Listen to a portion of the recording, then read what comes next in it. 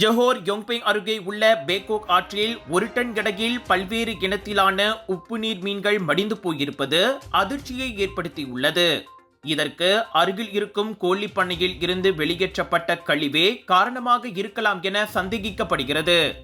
பாங், லம்பாம், தெர்போல், லுண்டு போன்ற மீன் இனங்களின் சடலங்கள் சுமார் 15 கிலோமீட்டர் தூரத்திற்கு மிதக்கும் புகைப்படங்கள் வைரலாகி உள்ளன.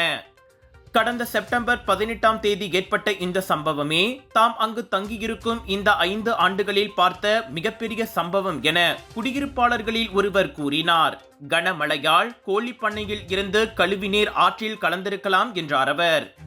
புகார் அளிக்கப்பட்டதை தொடர்ந்து சுற்றுச்சூழல் துறையும் மீன்வளத்துறையும் விசாரணை நடத்தி கருப்பு நிறத்தில் துர்நாற்றம் வீசும் நீர் ஓடை கோழிக்கழிவு சேமிப்பு தளத்தில் இருந்து வந்ததை உறுதிப்படுத்தின.